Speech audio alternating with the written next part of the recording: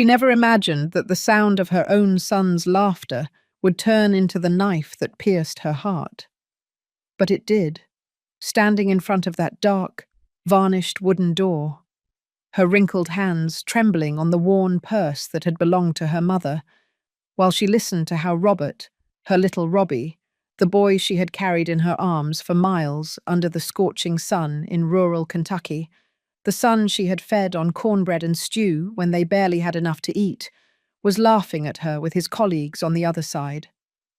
The voice was unmistakable, deep and confident, the same one that used to tell her, "Mom, when I grow up, I'm going to buy you a beautiful house." But now it was saying, "Imagine this.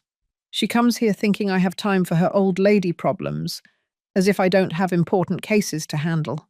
The heart of hope.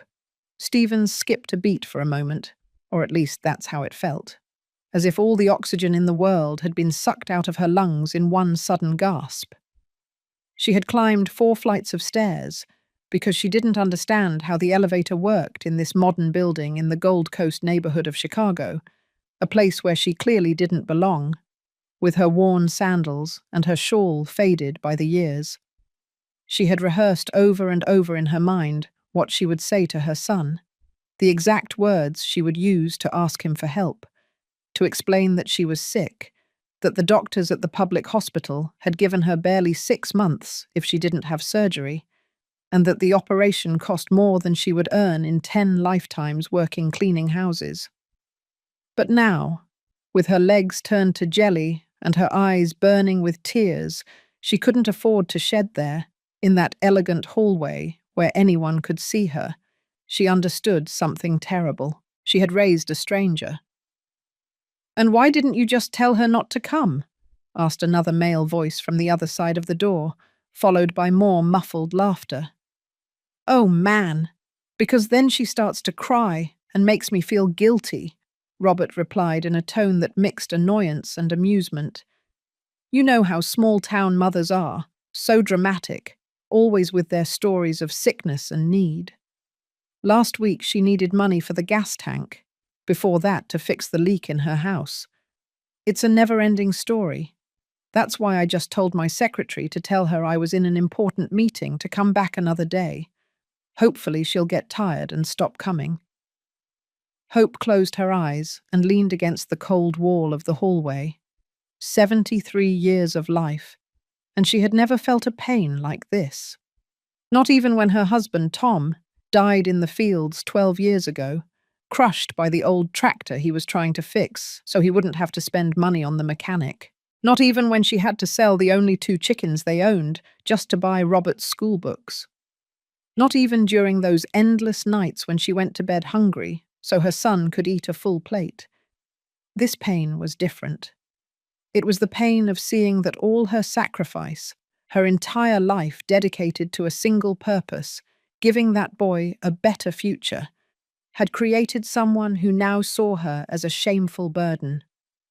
Before continuing with this story, I invite you to subscribe to the channel, activate the bell, and leave a like, so more people can hear stories that touch the soul. Tell us also in the comments what city and state you are watching this video from. Your message brings us closer than you imagine. The hallway began to spin slightly. Hope clung to the strap of her purse as if it were the only thing keeping her connected to the ground. She could taste the metallic flavor of shock in her mouth, that taste she had known before, when bad things happened and the body simply didn't know how to react.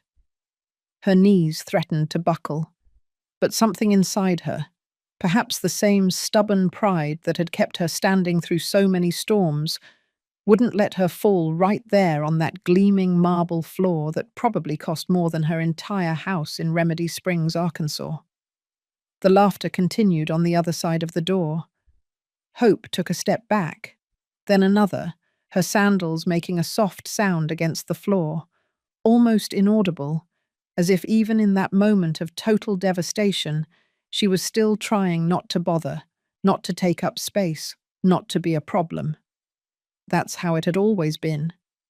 The invisible woman who worked until her hands bled, who prayed silently in the town church every Sunday, who smiled even when she was breaking into 1,000 pieces inside. When she reached the elevator, a young woman in a grey suit and heels that clicked, clicked, clicked against the floor looked her up and down with an expression of slight distaste, as if hope were something dirty that had stained the elegant building. "Are you lost, ma'am?" she asked with a forced politeness that failed to disguise the disdain in her eyes. Hope shook her head, unable to form words. The woman pressed the elevator button and stepped inside when the doors opened, leaving Hope alone again in that hallway that seemed to be shrinking around her. She couldn't get in the elevator. She didn't trust that metal box that moved by itself. So she headed for the stairs, descending slowly, step by step, with one hand clinging to the railing while the other held her chest, where her heart ached in a way no doctor could diagnose with their machines and tests. This pain wouldn't show up on any X-ray. It was the kind of pain that kills slowly, from the inside, starting with the soul, and spreading until every cell in the body feels it. She had arrived in Chicago on a bus that left her town at 4 in the morning. 6 hours of travel on uncomfortable seats, with an empty stomach because she had used the breakfast money to buy some flowers, white gardenias, Robert's favourites when he was a child, which she was now still uselessly carrying in her purse. She had rehearsed her speech throughout the trip, imagining how her son would hug her, how he would tell her not to worry, that he would take care of everything, that she was his mum and he would always look out for her. How naive she had been. As she went down the 3rd floor, a memory struck her with the force of lightning. Robert was 7 years old. They had gone to the town market together, and he had seen a soccer ball at one of the stalls, a simple plastic ball, nothing special, but to him it was the most marvelous object in the universe. "Mum, can you buy it for me?" he had asked with those big eyes, full of hope. Hope had checked her coin purse. She barely had enough to buy the tomatoes and onions they needed for the week. If she bought the ball, they would have to eat only tortillas and salt for several days. "Son, I don't have it right now," she had replied, and the disappointment in Robert's eyes had been like a dagger. But then the boy had done something she would never forget. He had taken her wrinkled hand in his soft little hands and said, "It doesn't matter, Mum. When I'm big and have lots of money, I'll buy you everything you want, and you'll never have to worry about anything again. I promise." That promise had been the light that guided Hope through the darkest years. When she worked 14 hours a day cleaning the houses of rich people in St. Louis, when her hands cracked and bled from the chlorine and detergents, when her back hurt so much she could barely get out of bed, when she had to sell the only gold watch her mother had bequeathed her to pay for Robert's private high school tuition, when she had to go live with her sister Ruby because she had to sell her own house to pay for his college in the city. Every sacrifice had a purpose. So Robert wouldn't go hungry like she did, so he would have an education, so he would become somebody. And she had succeeded. Oh yes, she had succeeded. Robert Stevens was now a successful lawyer with an elegant office in one of the most expensive areas of Chicago, with suits that probably cost more than everything Hope had earned in a year, with a brand new car parked in the building, with a wife who came from a wealthy family and had never had to wash her own clothes. But in that success, Hope had lost her son. When she reached the 1st floor, she had to sit on one of the lobby benches. Her legs were trembling so badly she didn't trust them to hold her up until the exit. A security guard watched her with curiosity, probably wondering what a woman like her was doing in a building like that. Hope closed her eyes and breathed deeply, trying to organize her thoughts, to make sense of what she had just experienced. When had it happened? When exactly had her little Robbie, the child who used to climb onto her lap so she could tell him stories before bed, transformed into that cold man who laughed at her with his friends? Had it been gradual, like the wearing away of a stone by water, or had there been a specific moment when the change occurred? Hope remembered the last time Robert had come to visit her in town. It had been almost 2 years ago. He had arrived in his new car, shiny and ostentatious, which looked completely out of place on the dusty streets of Remedy Springs. His wife, Vanessa, had come with him, but she had stayed in the car almost the whole time, sending texts on her elegant phone and complaining about the heat. Robert had entered Hope's house, the humble little plaster house she had rented after selling hers, and had looked around with an uncomfortable expression, as if he were ashamed for anyone to see him there. "Mum, you should consider moving to St. Louis," he had said, without even sitting down in the chair she had offered him. "This town is too backward. There's no future here." Hope had felt a pang in her chest at those words, but she had tried to understand him. Her son had known another world, a world of opportunities and modernity. It was natural that he would see his hometown with different eyes. "This is my home, son," she had replied softly. "Your roots are here. Your dad was born here. You were born here. Your grandparents are buried here." Robert had sighed impatiently. "Mum, you can't live in the past. You have to think about the future." But he hadn't offered to help her in any concrete way, just empty words and advice that was useless when not accompanied by action. That visit had lasted less than 2 hours. Vanessa had insisted they had to go back to the city because they had an important dinner with some clients. Robert had given Hope $2,000, an amount that was probably insignificant to him, but that represented weeks of work for her, and he had left with promises to return soon that both of them knew he wouldn't keep. And now, sitting on that lobby bench, while the city buzzed outside with its incessant noise and eternal rush, Hope had to face a truth she had been avoiding for years. She had lost her son long before that day. She had lost him the day he decided that his past was something to be ashamed of, that his mother was an uncomfortable reminder of the poverty he had left behind, that humility and sacrifice were weaknesses instead of virtues. The security guard approached her. "Are you okay, Mom?" he asked with genuine concern in his voice. He was a young man, perhaps Robert's age, with dark skin and calloused hands, like someone who knew hard work. Hope nodded, not trusting her voice. "Do you need me to call someone? Do you have family nearby?" The word family made her tremble. Technically, she had family in this city. She had a son who worked on the 4th floor of that very building, but in reality, she was completely alone. "I'm fine. Thank you," she finally managed to say in a hoarse voice. "I just need a moment." The guard nodded understandingly and returned to his post, but continued to glance at her worriedly from time to time. Hope thanked his kindness in silence. It was curious how a stranger could show more humanity than her own flesh and blood. After 10 minutes that felt like hours, Hope forced herself to stand up. She couldn't stay there forever. She had to go back to the bus terminal. She had to make the long trip back to her town. She had to face her reality. But as she walked towards the building exit, something inside her had broken in a way she knew could never be fully repaired. Chicago hit her with its intensity as soon as she crossed the glass doors.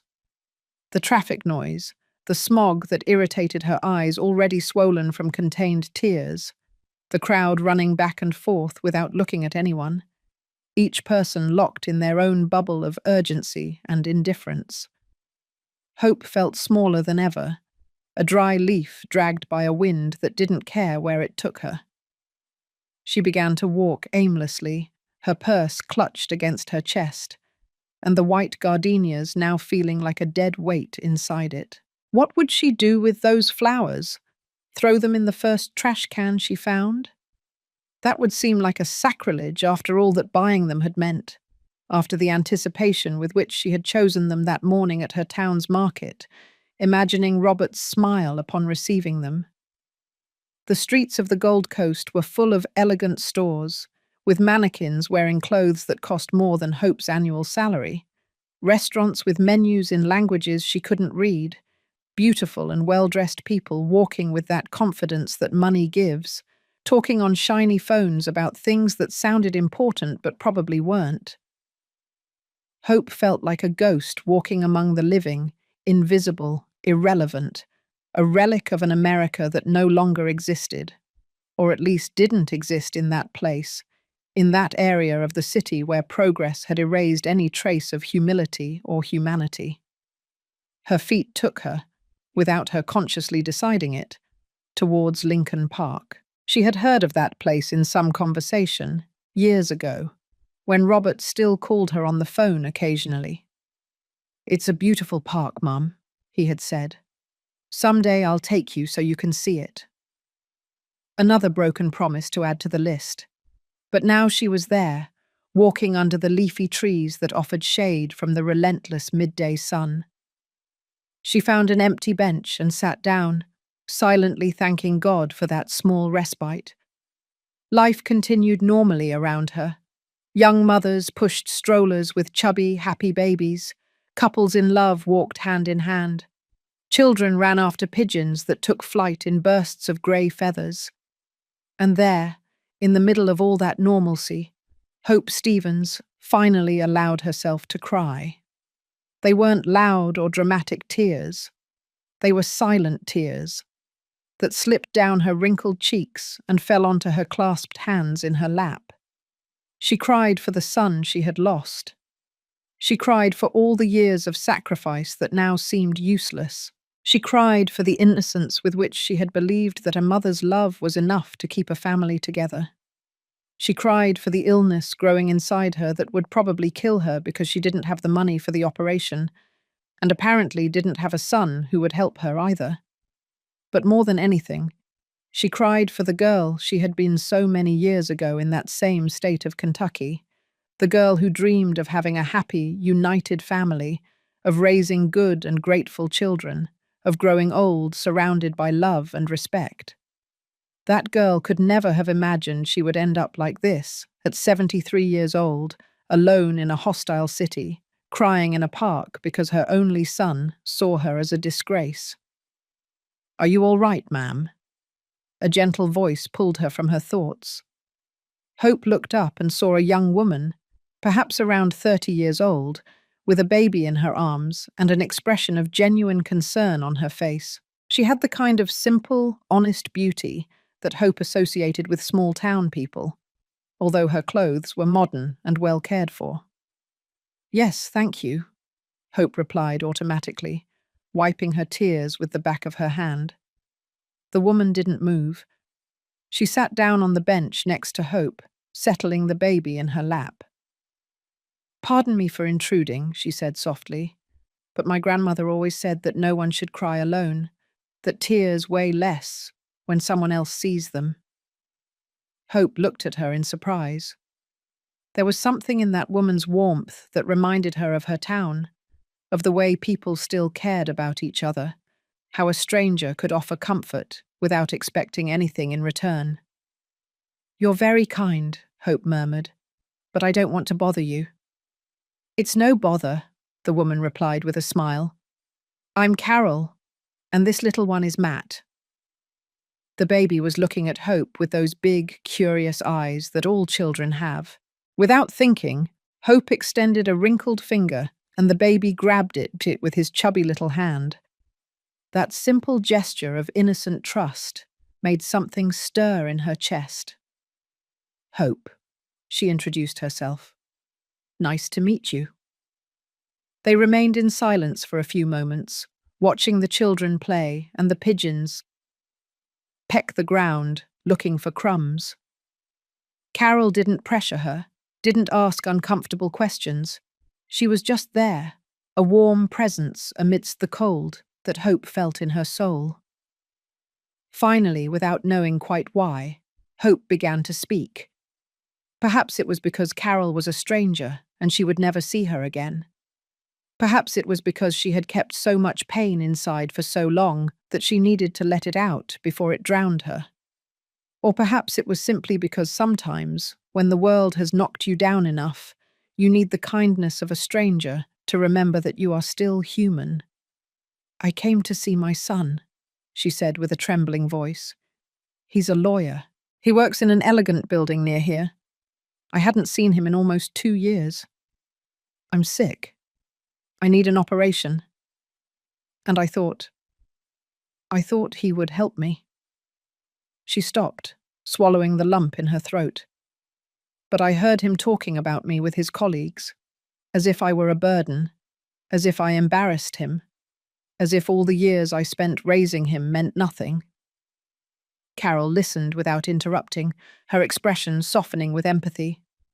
When Hope finished, the young woman took her wrinkled hand in hers. "I am so sorry," she said sincerely. "I can't imagine how painful that must be. But know one thing, Mrs. Hope. The problem is not with you. The problem is with a world that teaches people that success means forgetting where you came from, that money is worth more than gratitude, that appearances matter more than heart." Carol's words resonated in Hope's heart. There was some truth in them, a truth she had felt but hadn't been able to articulate. "I just wanted him to have a better life than mine," she whispered. "Is that wrong?" "Of course not," Carol replied firmly. "That's love. But sometimes, when we give so much to someone, that person forgets the cost of what they received, forgets the sacrifices behind every opportunity. It's not your fault, ma'am. You did what your heart told you. He is the one who chose to forget." Hope nodded slowly, letting those words sink into her consciousness. They didn't make her feel better, not exactly, but there was a certain comfort in knowing that she wasn't crazy, that her pain was valid, that she had done the right thing, even if the outcome wasn't what she expected. Matt began to fuss in his mother's arms, making those little noises that babies make when they are hungry. Carol stood up. "I have to go," she said with an apologetic smile. "But Mrs. Hope, if you'll allow me to tell you something, you are worth more than your son makes you believe. Your life has value. Your love has value. Your sacrifices have value, even if he doesn't see them." Before leaving, Carol took a small card from her purse. "This is the number for a community health centre," she explained. "My sister-in-law works there.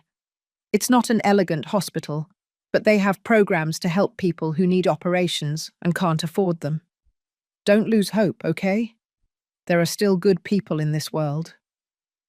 Hope took the card with trembling hands. "Thank you," she whispered, and the words seemed insufficient to express the gratitude she felt. Carol gave her a quick but warm hug and then left, pushing Matt's stroller down the park path, leaving Hope with a small ray of light in the darkness her day had been.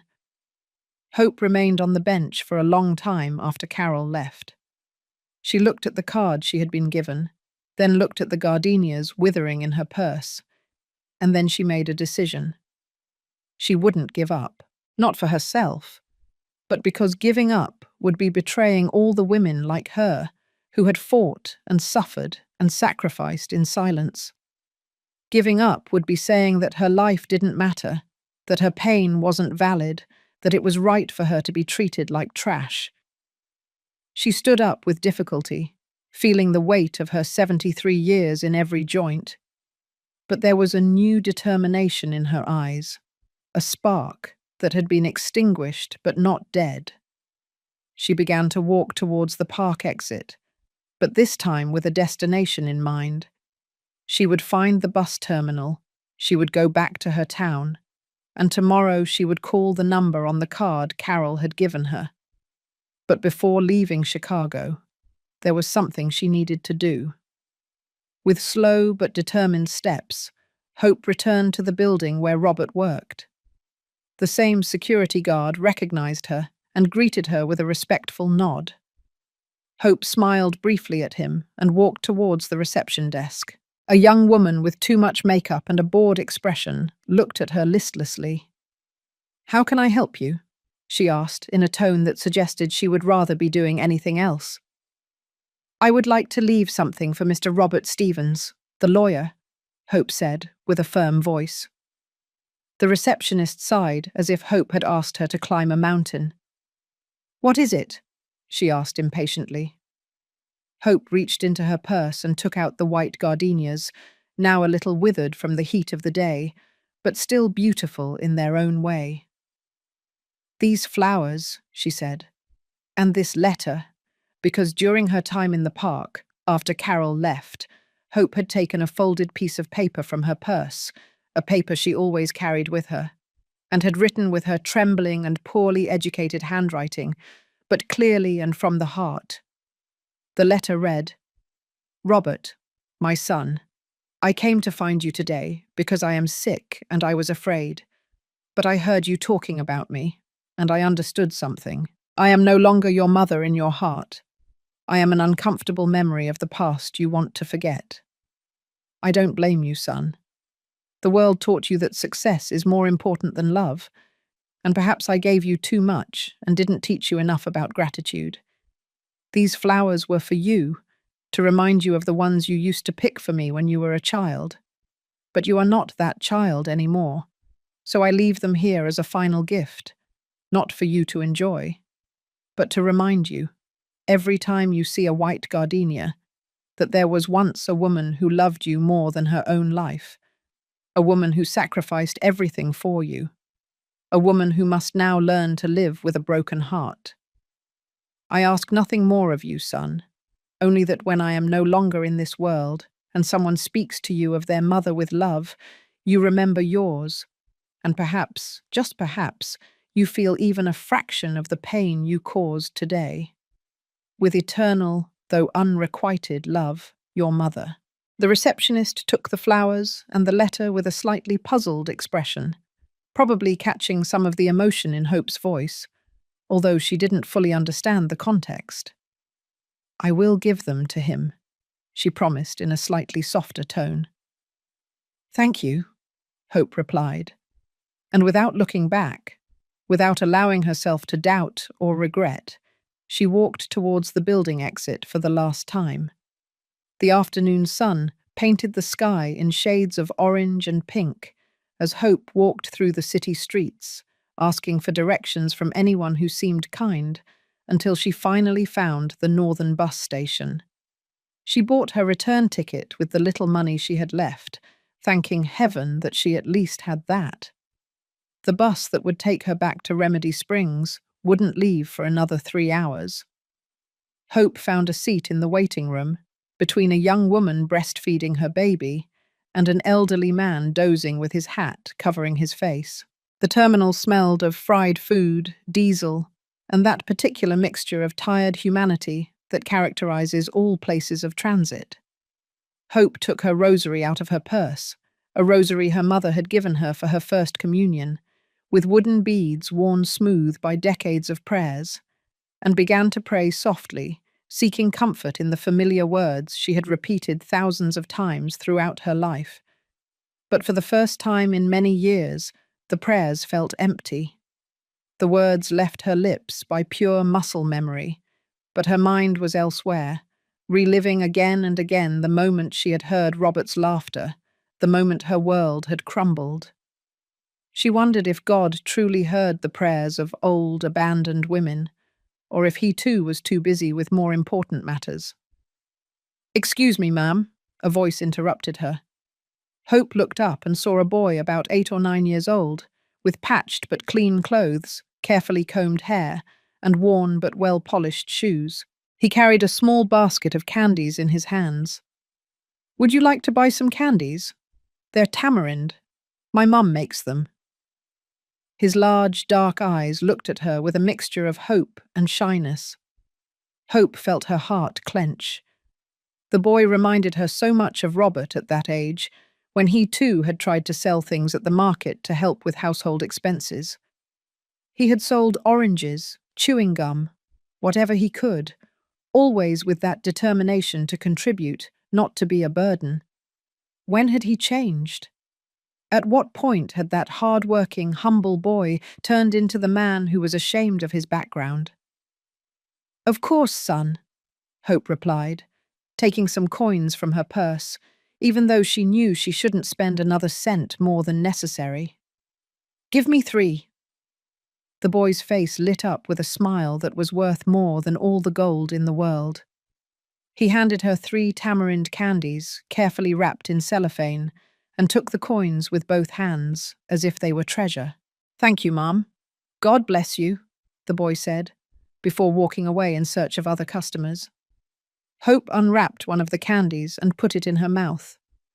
The bittersweet taste of the tamarind made her close her eyes, instantly transporting her to her childhood, to when her grandmother used to prepare those same candies and give them to her as a reward when she was good or had helped with household chores. Her grandmother, Soledad, had been a wise and strong woman who had raised 7 children alone after her husband died in the Revolution. Hope remembered how her grandmother used to say, "My dear, life is like tamarind. It has its sweet and its bitter, and you have to accept both. You can't have one without the other." At that moment, in that dirty and noisy bus terminal, Hope understood the true meaning of those words for the first time. She had had the sweet, the joy of seeing Robert born, of seeing him grow up, of seeing him graduate from college with honors, of seeing him become a successful professional. But now it was time for the bitter, the betrayal, the abandonment, the humiliation, and her grandmother was right. She couldn't have one without the other. It was all part of the same life, the same path. The 3 hours passed with agonizing slowness. Hope saw families reunite, say goodbye, embrace. She saw mothers saying goodbye to their children with tears in their eyes, probably immigrants going north in search of a better life. She saw grandparents welcoming their grandchildren with open arms and smiles that lit up their wrinkled faces. Each scene was a reminder of what she didn't have, of the family she had thought she had. But that turned out to be an illusion. When her bus was finally announced, Hope stood up with difficulty, her joints protesting after sitting for so long. She boarded the bus slowly, clinging to the railing as she climbed the steep steps. She found her seat, one next to the window in the middle of the bus, and settled down, placing her purse on her lap as if it were a protective shield. Next to her sat a middle-aged woman, stout and with a kind face, carrying several shopping bags. "Good afternoon," she greeted with a smile. Hope returned the greeting, but she didn't have the energy for conversation. She closed her eyes, resting her head against the window, as the bus started with a roar of the engine and began its slow advance through the dense city traffic. The movement of the bus rocked her gently, and despite everything, the pain, the betrayal, the fear of the future, Hope felt her eyelids grow heavy. She hadn't slept the night before, too nervous about the trip and the meeting with Robert. And before that, she had spent weeks with her sleep interrupted by pain and worry. Her body was exhausted. Her mind was exhausted. Her heart was exhausted. She fell asleep as the bus left the city behind, and she dreamed. In her dream, she was young again. She was 25 years old and was in the field, on the land she and Tom had rented to grow corn. It was a beautiful morning, with the sun just rising on the horizon and painting the sky in impossible colors. Tom was by her side, strong and handsome as she remembered him before the years of hard work began to stoop him. And Robert was a baby in her arms, chubby and happy, laughing with that carefree laughter that only babies have. "Look, Hope," Tom said, pointing towards the field. "Our corn is growing strong. It's going to be a good harvest this year. Everything is going to be fine." And she believed him, because at that moment everything seemed possible. The future looked bright, and there was nothing in the world they couldn't face together. But then the dream changed, as dreams do, and suddenly Tom was gone. Robert was no longer a baby, but a grown man, and he was turning his back on her, walking towards a bright horizon that she couldn't reach, no matter how fast she ran. "Robert!" she yelled in the dream. She said, "Wait for me." But he didn't hear her, or didn't want to hear her, and continued to walk away until he became a small silhouette in the distance, until he disappeared completely. Hope woke up with a start, her heart racing, and a feeling of panic in her chest. For a moment she didn't know where she was, disoriented by the dream and the movement of the bus. Then reality returned, hitting her like a cold wave. She wasn't young. Tom had been dead for years, and Robert had abandoned her in the cruelest possible way. "Are you all right?" the woman sitting next to her asked, looking at her with concern. Hope nodded, swallowing the tears that threatened to overflow again. "Yes, thank you. It was just a bad dream." The woman gave her an understanding pat on the arm. "Long trips always bring strange dreams," she said wisely. "The movement of the bus confuses the brain." Hope looked out the window. They had already left the city behind, and they were on the highway, surrounded by fields that stretched as far as the eye could see. The sun was already setting, staining everything with a melancholic golden hue. It was beautiful, in its own way, that landscape she knew so well, that land that had been her home all her life. "Are you headed back home?" the woman asked, and there was something in her tone that invited conversation without being intrusive. Hope nodded. "To Remedy Springs." "Ah, I know that town," the woman replied with a smile. "Small but pretty. I'm from St. Louis, but my friend lives in Remedy Springs. Were you visiting family in the city?" The question, although asked innocently, was like a knife. Hope hesitated, not knowing what to answer. Technically, yes, she had gone to visit family, but at the same time she felt as if she no longer had family, as if she were a 73-year-old orphan. "I went to see my son," she finally said, "because the truth is always easier than a lie, even when it hurts. But it didn't turn out as I expected." The woman looked at her with those eyes that have seen much in life, that understand without needing long explanations. "Children," she said with a sigh, "sometimes they give us the greatest joys and the deepest sorrows." Hope felt that she had found someone who understood, at least a little. "Do you have children?" she asked. "3," the woman replied. "2 boys and 1 girl. The boys went north years ago to California looking for work. They send money when they can, but I haven't seen them in 3 years. My daughter lives in St. Louis with her family. I see her more often, but she's always busy. With her children, her job, her life. Sometimes it takes months for them to visit me." There was sadness in her voice, but also acceptance, as if she had made peace with this reality. "Doesn't it bother you?" Hope asked. "That they forget you?" The woman shrugged. "At first, yes. I was angry. I felt abandoned. But over time I understood something. I raised them to fly, not to stay tied to my apron strings. They flew, and they flew far. That hurts, but it also means I did my job well. I gave them wings." The words resonated with Hope, but at the same time she felt resistance.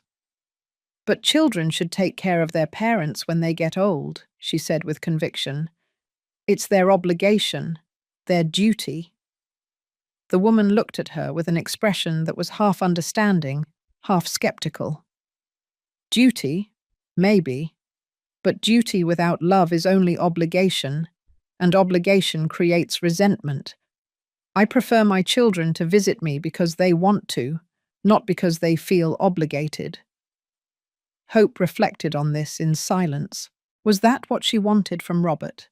That he help her out of obligation, out of filial duty, even if he despised her in his heart? No. That wasn't what she wanted. She wanted him to love her, to value her, to be grateful for everything she had done for him. But love cannot be forced. It cannot be demanded. It's either there or it isn't. My name is Guadalupe, but they call me Lupe, the woman said, extending her hand. Hope, she replied, shaking Lupe's plump and warm hand. And so, as the bus continued its journey through the falling night, the two women began to converse, sharing stories of their lives, their joys and sorrows, their hopes and disappointments. Lupe told her about her husband, who had died of a heart attack 5 years ago, leaving her widowed and alone. She told her about how she had learned to live with that loneliness, to find purpose in the small things, tending her garden, going to church, helping the neighbors with their problems. Life goes on, Lupe would say with a sad smile. You can get caught up in the past, crying over what you lost, or you can move forward, being grateful for what you had. Hope listened, absorbing these words like a dry sponge absorbs water. There was something comforting in Lupe's company, in her practical and unsentimental way of seeing life. She didn't offer empty words of comfort, nor did she try to minimize the pain. She simply acknowledged it as part of the human experience. And you? Lupe asked. What happened with your son? And then, perhaps because the darkness of the bus created a feeling of intimacy and anonymity, or perhaps because she simply needed to get it off her chest, Hope told her everything. She told her about Robert, how she had raised him alone after Tom died, about all the sacrifices she had made, how she had sold everything she owned to pay for his education. She told her about the illness, the operation she needed, how she had gone to ask her son for help. And she told her about what she had heard behind that door, about the laughter and the contempt, about how in that moment she had understood that to Robert she was no longer his mother, but an inconvenience, an embarrassment, an uncomfortable reminder of a past he wanted to forget. Lupe listened without interrupting, nodding occasionally, her eyes reflecting understanding and compassion. When Hope finished, Lupe sighed deeply. "Oh, Mrs. Hope," she said with sadness, "what great pain you have carried today. But let me tell you something my mum told me when my oldest son went north and didn't come back for years. We cannot control what our children do with the lives we gave them. We can only control what we do with the life we have left." "But I invested my whole life in him," Hope protested, feeling the tears return. "How can I just accept that it was all in vain?" Lupe shook her head. "It wasn't in vain. You gave him life, you gave him education, you gave him opportunities. That he chooses not to value it. That is his loss, not yours. You fulfilled your part. You loved with all your heart. That is never in vain, even if you don't receive what you expected in return." Lupe's words were like balm on an open wound. They didn't heal it, not exactly, but they relieved the stinging. They made the pain a little more bearable. "And what do I do now?" Hope asked in a small voice. "How do I keep living when my only son sees me this way?" "You keep living for yourself," Lupe replied firmly. "You look for help with that operation. Call the number they gave you in the city. Fight for your life, not for him, but for yourself. Because you have worth. Because your life matters with or without your son's recognition." She paused. Then she added more softly, "And who knows, ma'am? Sometimes people change. Sometimes, when it's too late, they realize what they lost. Don't wait for that to happen. But don't completely close that door in your heart either." The rest of the trip passed more quickly with Lupe's company. They talked about lighter things, the soap operas they watched, the cooking recipes they knew, the gossip from their respective towns. This mundane conversation was comforting with a woman who had become a friend in the course of a few hours. Hope thought that this was what Robert would never understand: the richness that lay in simple human connections, in the kindness of strangers, in the solidarity of those who have suffered and therefore understand the suffering of others. When the bus finally arrived in Remedy Springs, it was past midnight. The town was dark and silent, with only a few lights twinkling here and there. Hope and Lupe said goodbye with a warm hug, exchanging addresses and promises to visit each other, promises they both knew they probably wouldn't keep, but which still felt important at that moment. "Take good care of yourself, Mrs. Hope," Lupe said as she got off the bus at her stop in St. Louis, shortly before reaching Remedy Springs. "And remember, your life has value." Hope nodded, not trusting her voice to reply. When the bus started again, she felt more alone than before, but also a little stronger. Lupe had given her something invaluable: the validation that her pain was real and justified, but also the perspective that it didn't have to define the rest of her life. When the bus stopped in Remedy Springs, Hope was the only person who got off. The town was wrapped in that particular darkness of small places, where there aren't enough streetlights and the stars shine more intensely than in the city. The air was cool and smelled of earth and the flowers from the church garden. It was the smell of her home, and despite everything that had happened that day, she felt some peace at being back. She walked slowly through the familiar streets, her feet finding the way almost by instinct in the darkness. She passed in front of Donnie's store, closed and with the metal curtains down.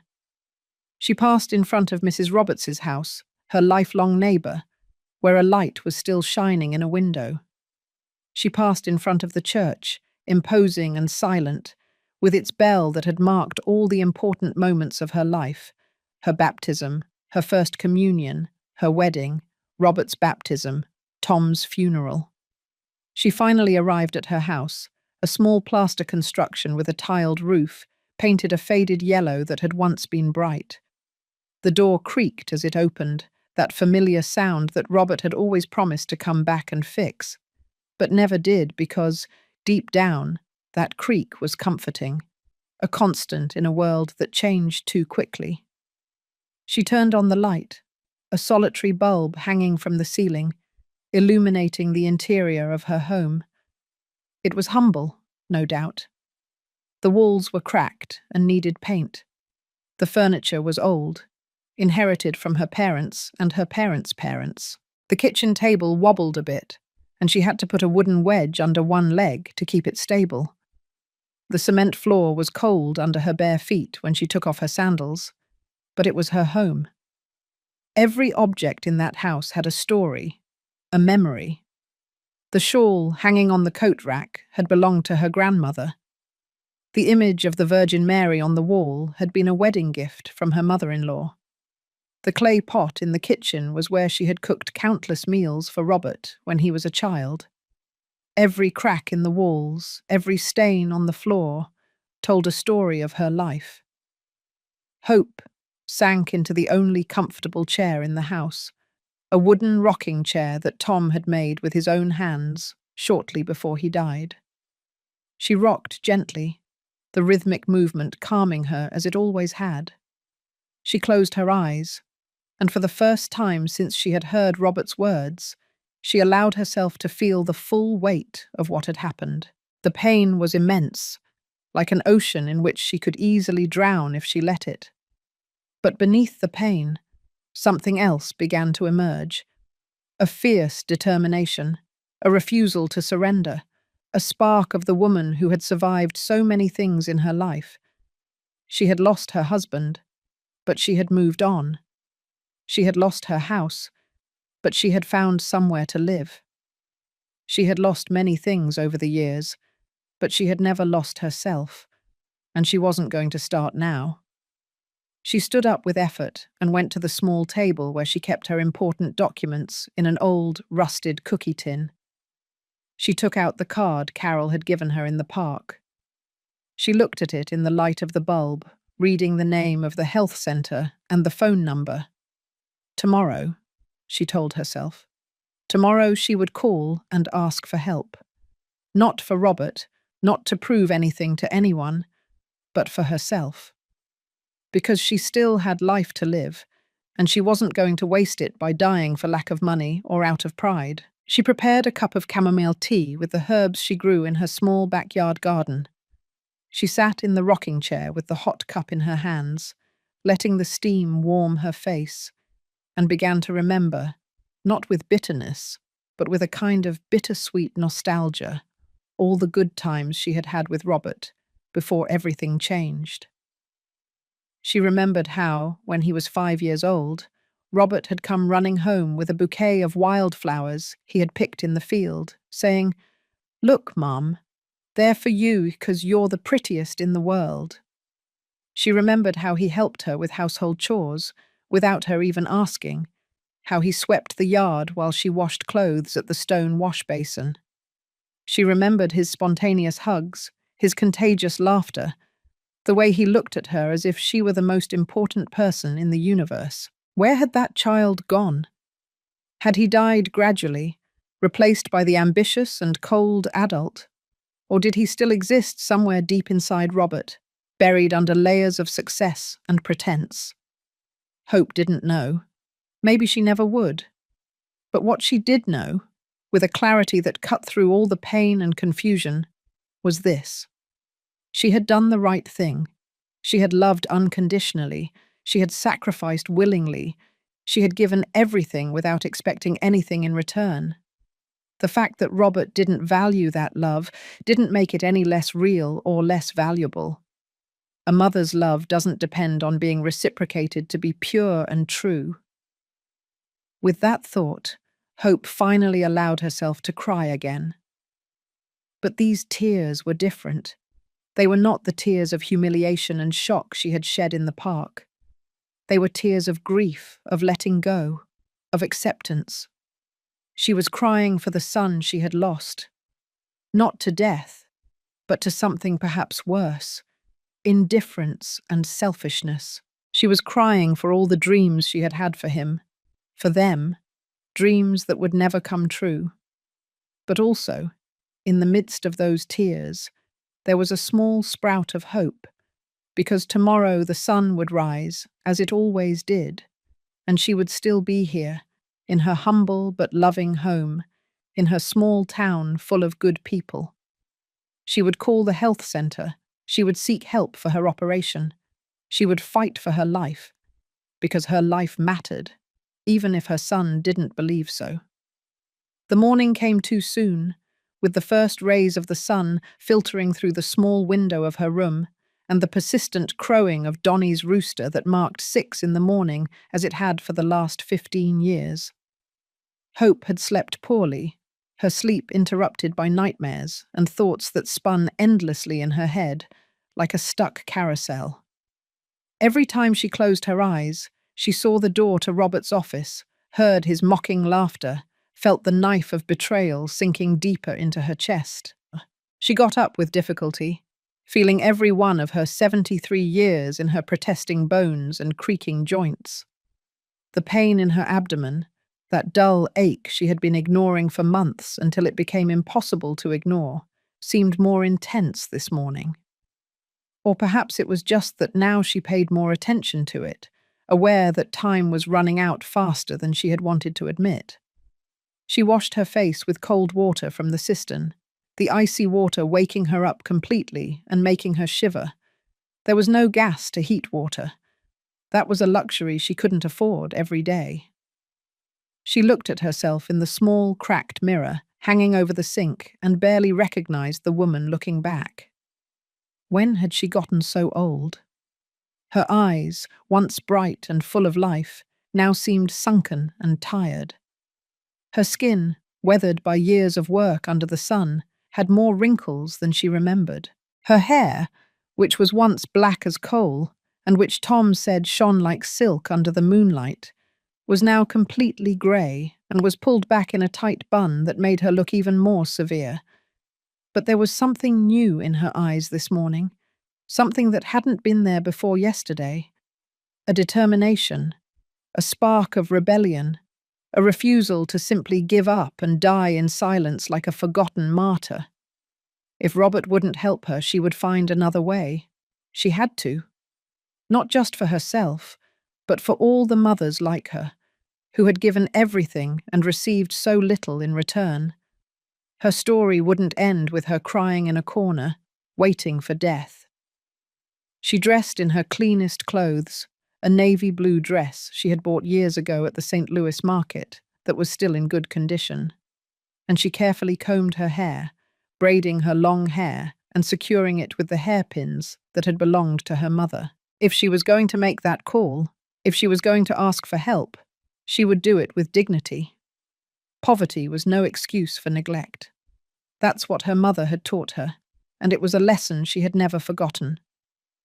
The health centre card was on the kitchen table where she had left it the night before.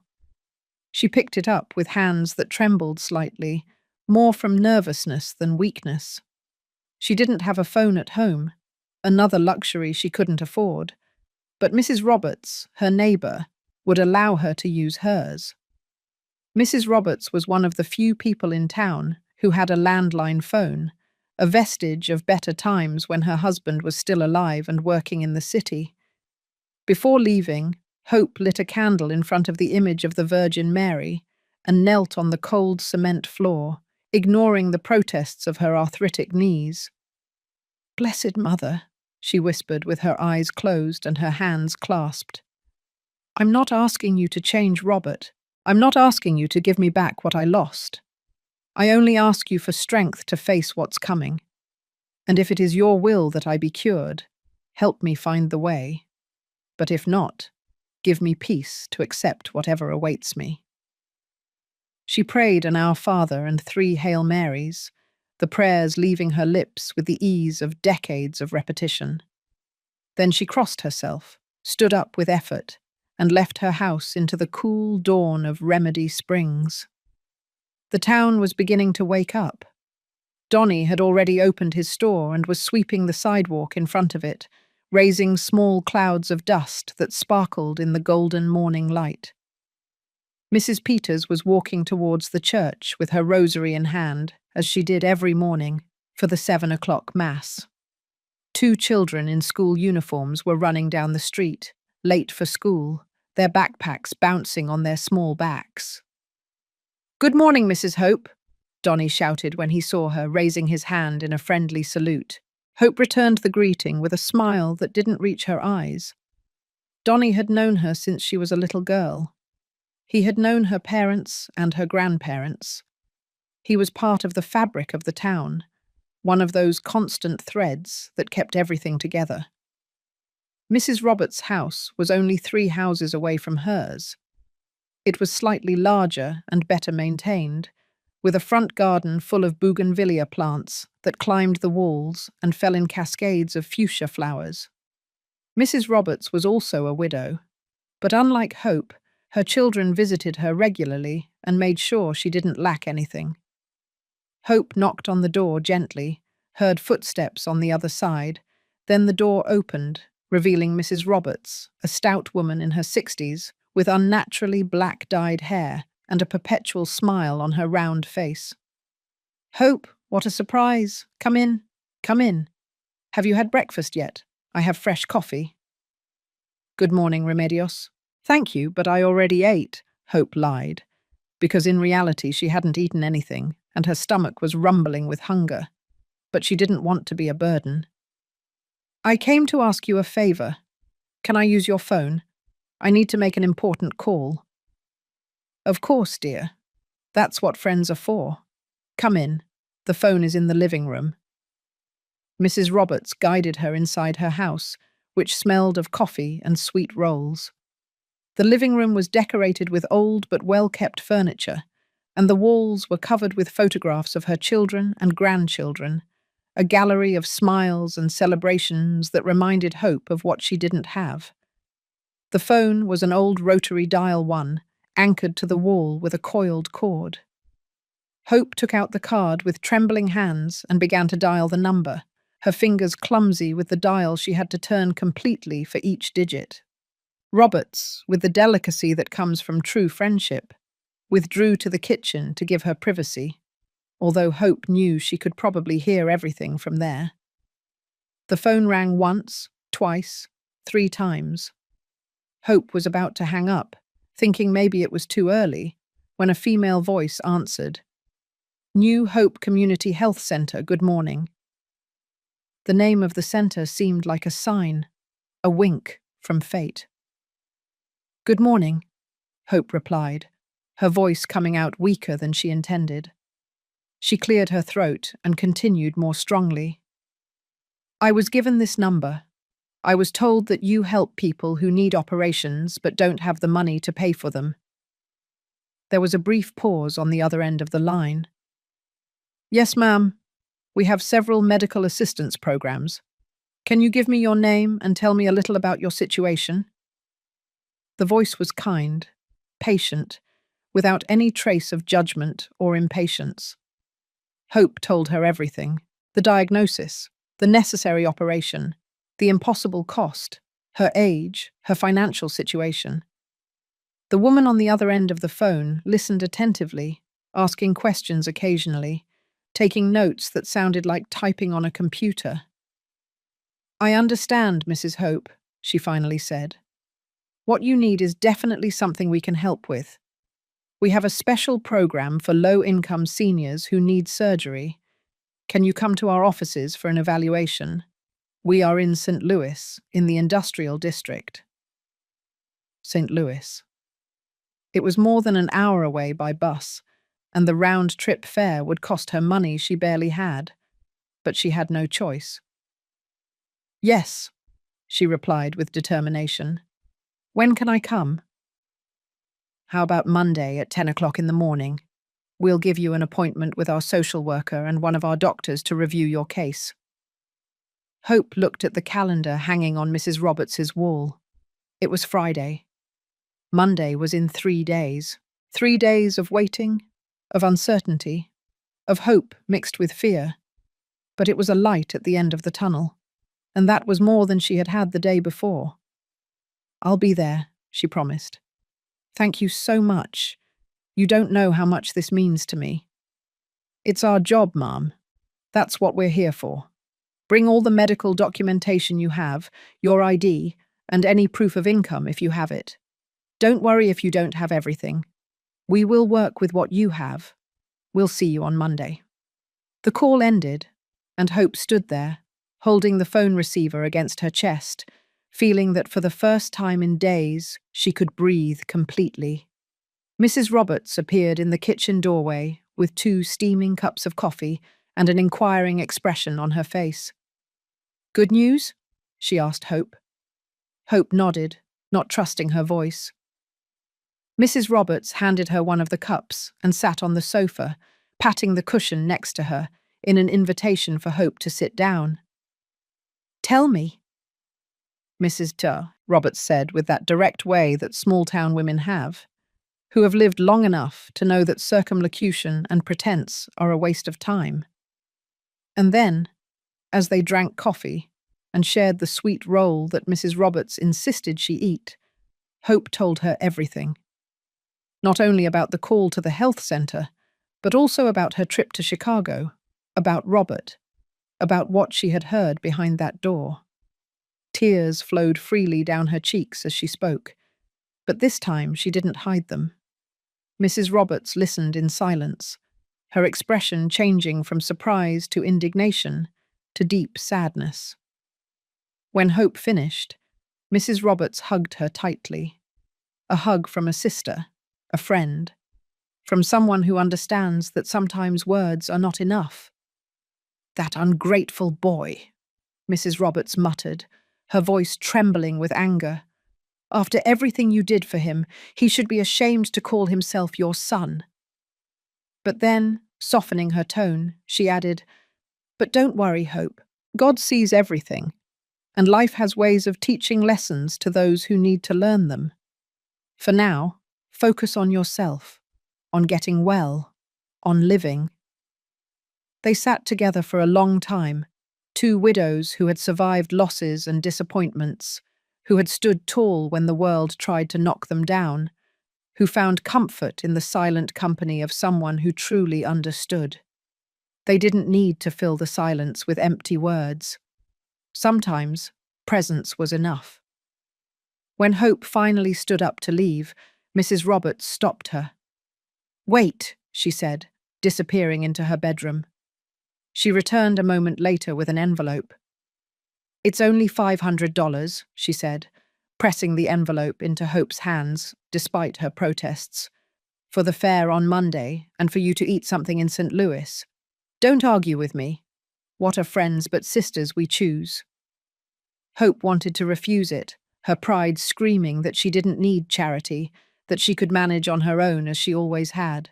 But then she looked into Mrs. Roberts's eyes and saw not pity, but genuine love.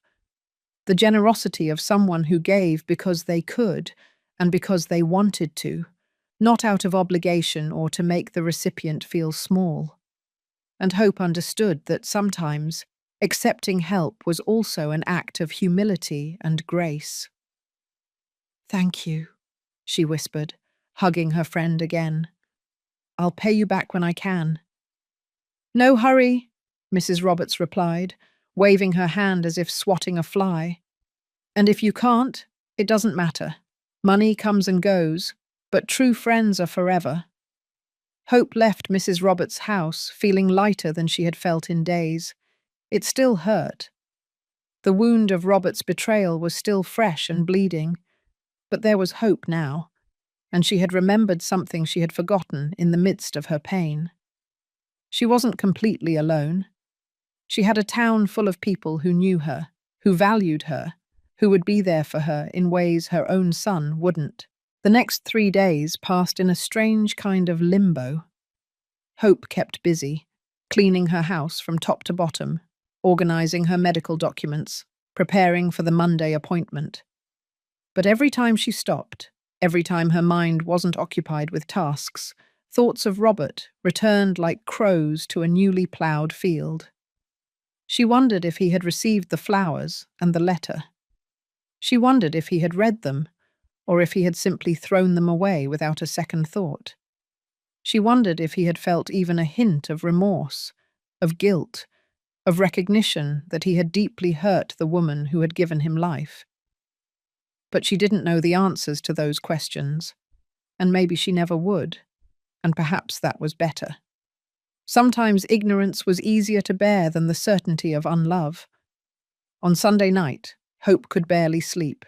She was nervous about the appointment the next day, worried that something would go wrong, that they would tell her they couldn't help her after all, that this little spark of hope would be extinguished, leaving her in a darkness even deeper than before.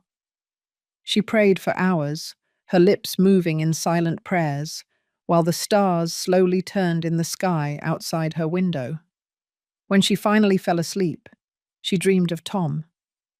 In her dream, they were sitting in the field as they used to in their early years of marriage, when they still had big dreams and the future seemed bright. Tom held her in his arms, his chin resting on her head, and told her, "Don't give up, my love. You are stronger than you think. You always have been." She woke up with tears on her cheeks, but a feeling of peace in her heart. Tom had been a good man, a man who had loved and respected her until his last breath, and although she would have wanted him to be there to face this with her, his memory was enough. He had loved her in a way Robert would never understand, and that love, even if no longer physically present, still held her up. Monday dawned cool and clear, a perfect day for new beginnings. Hope dressed carefully in her best clothes, the same navy blue dress she had worn to make the phone call. She meticulously combed her hair, braiding it and wrapping it in an elegant bun. She put on the silver earrings that had belonged to her grandmother, small circles that shone softly against her weathered skin. Before leaving, she stood in front of the mirror one last time. The woman looking back was old, yes, and tired, but there was dignity in her posture, determination in her eyes.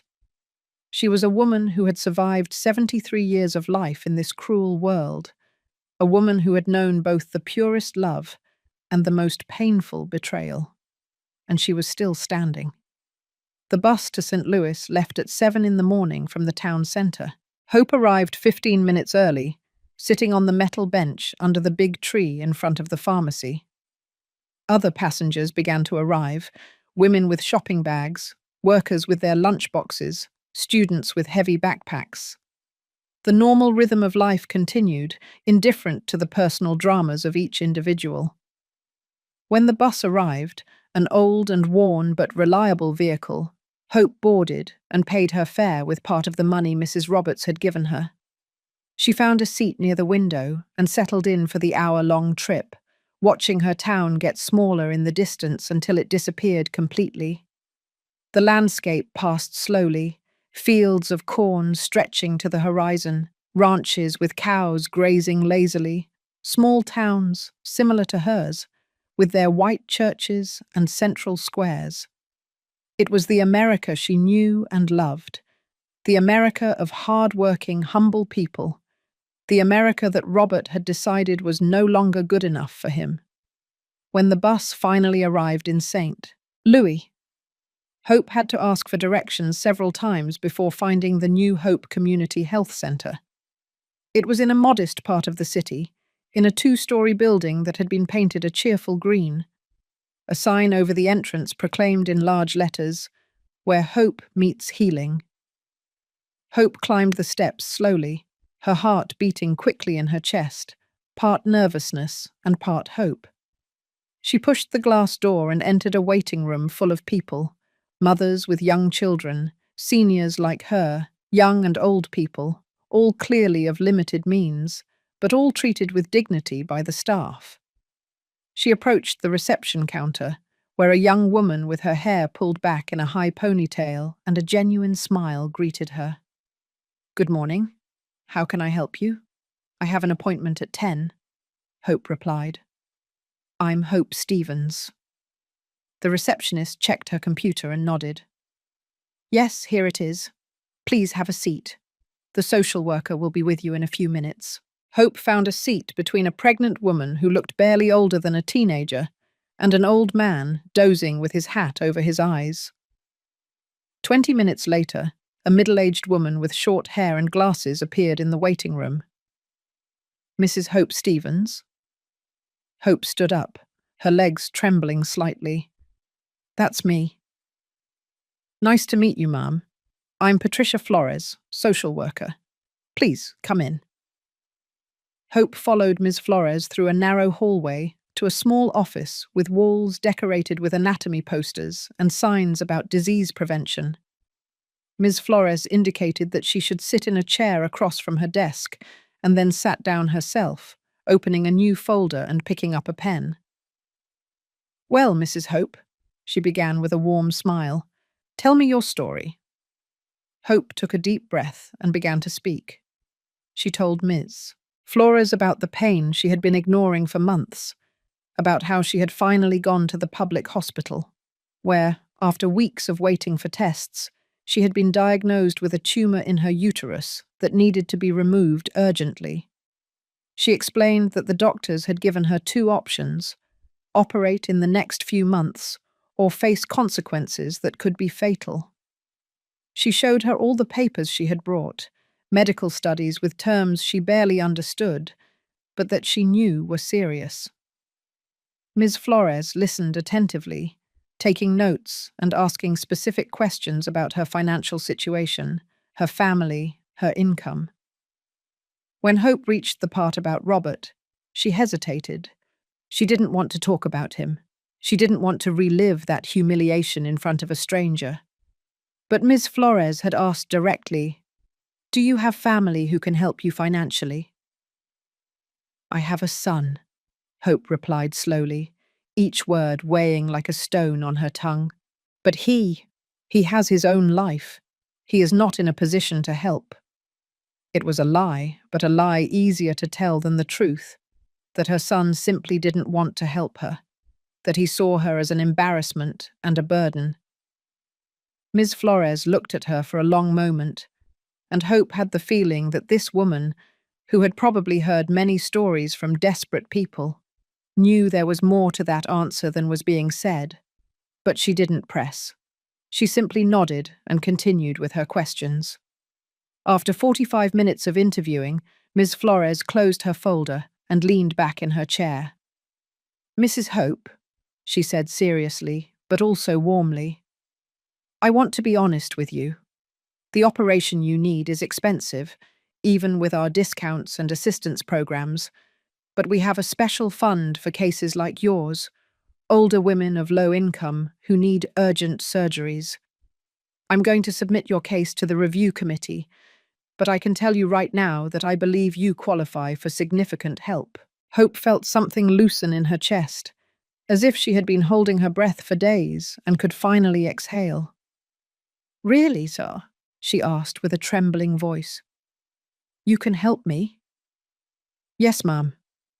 I can't promise that we will cover 100% of the cost, but we will cover the majority. You would probably have to pay between $3,000 and $5,000, depending on what the committee decides. Do you think you could get that amount?" $3,000 to $5,000. It was still a lot of money for someone like Hope, but it was infinitely more manageable than the more than $100,000 she had been quoted at the public hospital. "Yes," she replied with determination. "I can get it. I'll sell whatever I have to sell, but I'll get it." Ms. Flores smiled. "I'm glad to hear that determination, ma'am. Now I'm going to send you to Dr. Rodriguez so he can examine you and we can confirm the diagnosis and treatment plan. Afterwards, you will come back to me to finish the paperwork." She stood up and Hope followed her, feeling for the first time in weeks that maybe, just maybe, everything would be okay. Dr. Rodriguez was a man in his 50s, with graying hair and gentle hands. He examined her carefully, reviewed all her previous studies, and asked her more questions about her symptoms. Unlike the doctors at the public hospital, who had treated her like just another number in an endless line of patients, Dr. Rodriguez took his time, explained everything in terms she could understand, and treated her with a respect that reminded her she was still a person, not just a medical case. "Mrs. Hope," he finally said, "your situation is serious, but not desperate. The tumor you have needs to be removed soon. That's true, but if we do it in the next 6 to 8 weeks, the prognosis is excellent. With a successful operation and proper care, you can live many more years." He paused. Then he added with a smile, "And who knows, maybe long enough to see that son of yours realize how lucky he is to have you." Hope blinked in surprise. How had he known? But then she saw the understanding in the doctor's eyes and understood that he, like Ms. Flores, had seen enough cases to read between the lines, to understand the untold stories behind the carefully chosen words of his patients. When she finished with Dr. Rodriguez, she returned to Ms. Flores to complete the paperwork. She signed forms, provided information, listened to explanations about the process. The committee would meet in 3 days to review her case. If everything went well, she would receive a call with the decision and they could schedule the surgery for within a month. A month. In a month, this could be resolved. In a month, she could have a second chance at life. The thought was almost too big to fully process. By the time she left the health center, it was past noon. The sun was shining brightly in the cloudless sky, and Hope's stomach was rumbling, reminding her that she hadn't eaten anything since the small portion of beans she had for breakfast at 5 in the morning. With the money Mrs. Roberts had given her, she decided to treat herself to a small luxury. She hadn't eaten at a restaurant, even a humble one, in years. She found a small diner near the health center, the kind of place that serves homemade food at reasonable prices.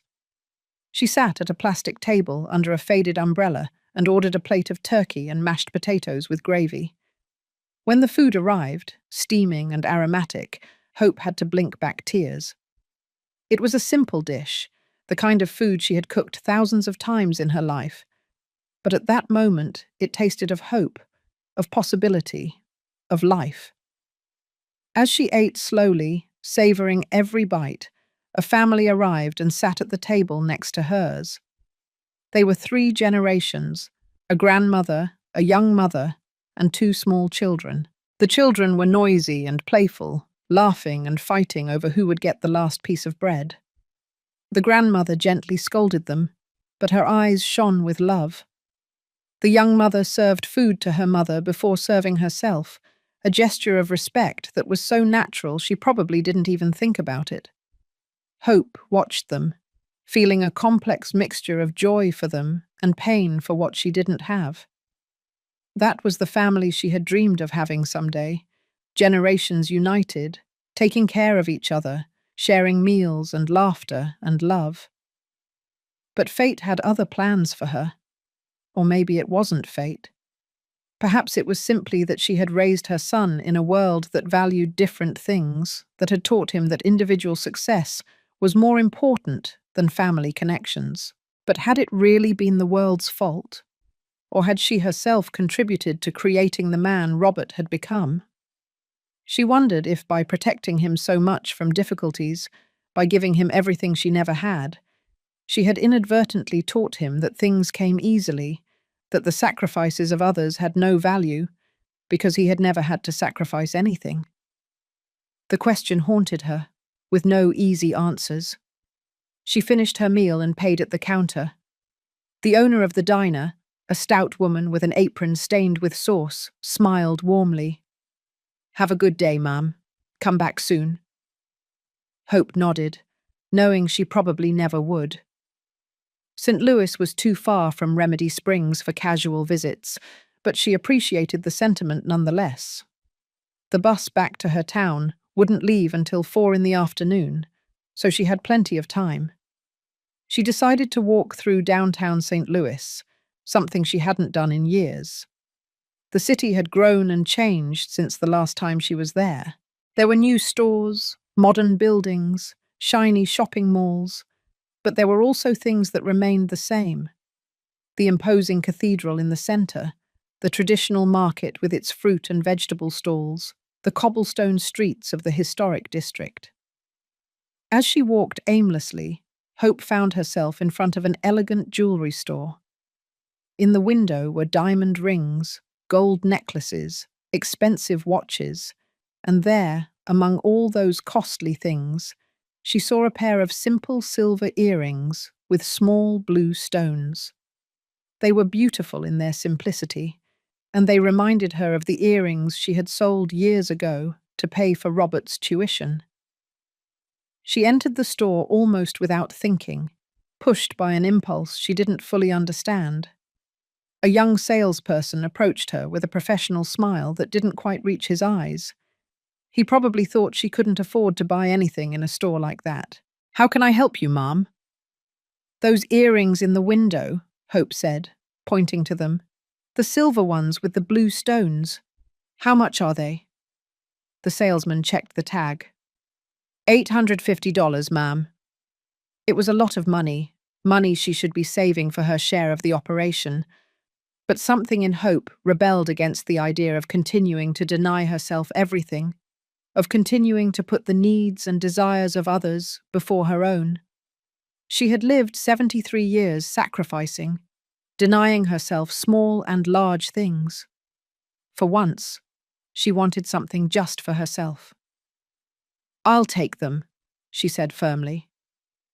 The salesman seemed surprised, but pleased. He carefully wrapped the earrings in a small box with a ribbon, and Hope paid with part of the money she had left, feeling a mixture of guilt and liberation. When she left the store with her small package, she felt different, as if by buying something nice for herself, something that was not necessary but simply desired, she had made a statement. Her life mattered. Her desires mattered. She mattered, not just as a mother or a worker or any other role she had played, but as Hope. as an individual person with a right to nice things. She found a bench in a small square and sat down, opening the little box and admiring the earrings. The sunlight made the blue stones sparkle, and Hope felt something she hadn't felt in a long time: pure, simple joy, uncomplicated by obligations, check-ins, or worries. She carefully took off her grandmother's earrings, putting them in her purse, and put on the new ones. She didn't have a mirror to see herself, but it didn't matter. She felt them on her ears, a small weight that reminded her that she had made a decision just for herself. Time passed more quickly than she expected. When she looked at her watch, it was almost 3:30. She had to hurry to get to the bus terminal. She stood up, her legs protesting after all the walking of the day, and headed towards the station. The return bus was less crowded than the one in the morning.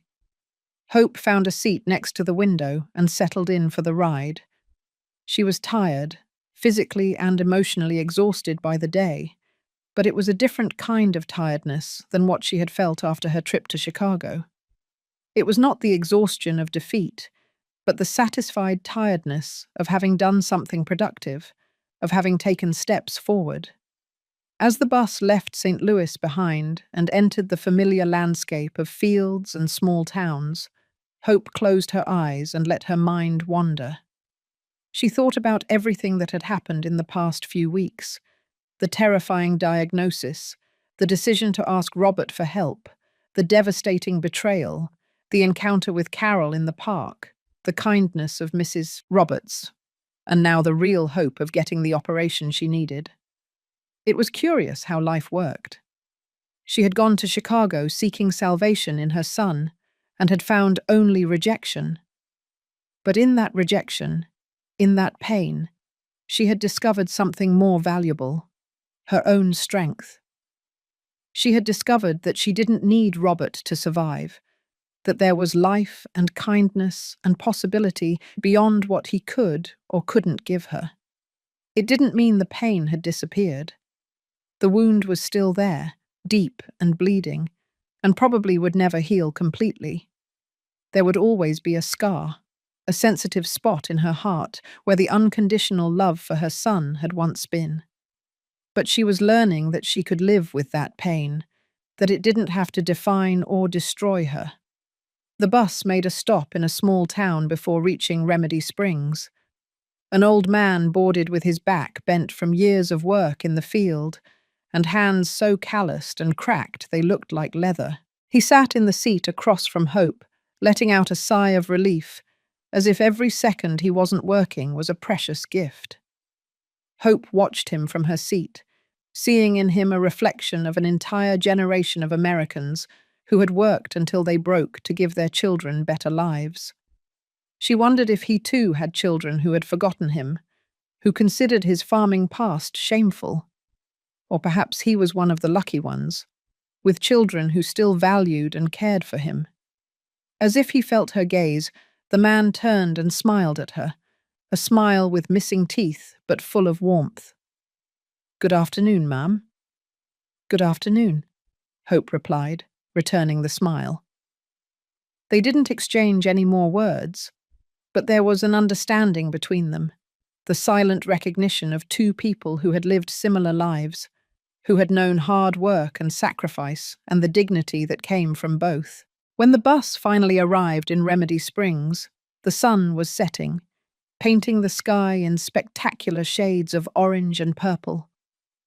Hope got off the bus slowly, her legs even stiffer after the trip.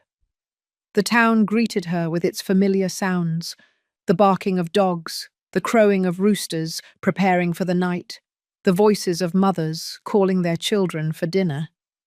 She walked towards her house, greeting the neighbors she met along the way. Donnie was closing his store and waved to her. "How was St. Louis, Mrs. Hope?" "Good, Donnie, very good." And it was true. It had gone well, better than she had dared to hope. When she arrived at her house and opened the door with her rusted key, she was greeted by the familiar silence of her home. There was no one waiting for her, no joyful voices welcoming her, no hot food on the stove. But for the first time in a long time, that silence didn't feel like loneliness, but like peace. She turned on the light, put her purse on the table, and went straight to the bathroom mirror. She looked at herself, admiring the new earrings that shone softly against her skin, and smiled, a real and genuine smile that reached her eyes. She was not the woman she had been before traveling to Chicago. That woman had died in that elegant hallway, listening to her son's cruel laughter. But in her place, someone new had been born, a woman who was still standing despite everything, a woman who had decided to fight for her own life, a woman who was learning, slowly and painfully, to value herself. That night, as she prepared a simple dinner of quesadillas and beans, Hope thought about the future. If the committee approved her case, she would have the operation. She would have to find a way to get the $3,000 to $5,000 she would need to pay. Maybe she could sell some of the old furniture in the house, or maybe she could borrow from Mrs. Roberts and pay her back little by little. One way or another, she would get it. And after the operation, if all went well, she would have years more of life. What would she do with those years? She didn't know yet, but she knew she would no longer spend them waiting for Robert to return, waiting for him to become the son she had dreamed of. That wait was a path to bitterness and resentment, and she refused to let her son's abandonment poison her from within. Maybe she would travel a little, see places she had never seen. Maybe she would get more involved in the church or in helping other older women in the town who were alone. Maybe she would simply spend her days tending her small garden, reading books from the traveling library that came to town once a month, enjoying the simple things she had taken for granted for so long. Whatever she decided to do, she would do it for herself. That was the most important lesson she had learned from this whole experience, that her value didn't depend on being needed or valued by others, especially by Robert. Her value was intrinsic, inherent to her existence as a human being who had lived, loved, suffered, and survived. After dinner, Hope took out paper and a pen. There was something she needed to do, something she had been avoiding because it hurt too much. But now, with some distance from the initial shock of the betrayal, she felt she was ready. She began to write a letter, not to Robert. She had already written everything she needed to tell him, but to herself. A letter that would be like a journal, documenting her thoughts and feelings at this crucial moment in her life. She wrote about the pain and the betrayal, but also about hope and resilience. She wrote about what she had learned and how she was changing. She wrote until her hand ached and the candle she had lit to save electricity had burned down to almost nothing. When she finally put down the pen and read what she had written, she saw reflected in those words the story of a woman who refused to be a victim, who chose to rise up even when the world pushed her down, who found hope in the most unexpected places. And she felt proud of that woman. For the first time in a long time, she felt proud of herself. The 3 days of waiting for the committee's response felt like 3 years. Every time she heard footsteps approaching her house, Hope's heart jumped, thinking maybe it was someone with news. Every time she went to Mrs. Roberts' house to ask if she had received any calls, her friend shook her head, looking at her with compassion. Hope tried to keep busy so as not to go crazy with anxiety.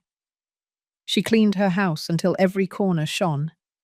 She fixed the small garden in her backyard, pulling out weeds and pruning the plants she had neglected for weeks. She mended old clothes that had been piling up in a basket. Anything to keep her hands busy and her mind away from the dark thoughts that threatened to consume her.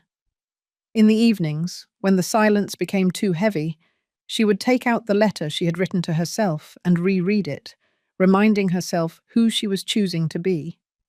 A fighter, a survivor, a woman who wouldn't give up without a fight.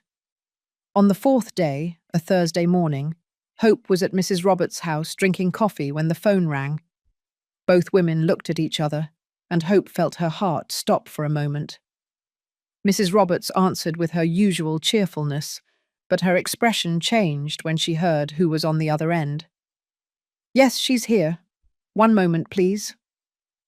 She extended the phone to Hope, with a smile that tried to be encouraging but couldn't hide the anxiety in her eyes.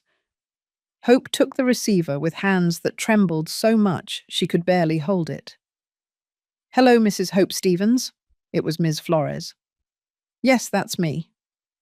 "Mrs. Hope, I have good news. The committee has reviewed your case and has approved your request for assistance.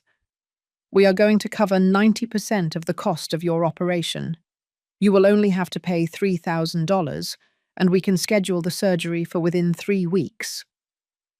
Hope had to sit down because her legs could no longer support her.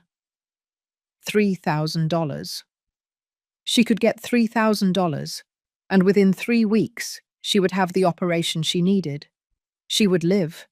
She would have a second chance. "Mrs. Hope, are you there?" Yes, I'm here," she managed to say in a choked voice. Thank you.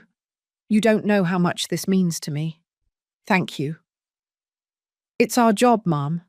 We want you to come in next Monday for some pre-operative tests and to meet the surgeon who will be performing your operation.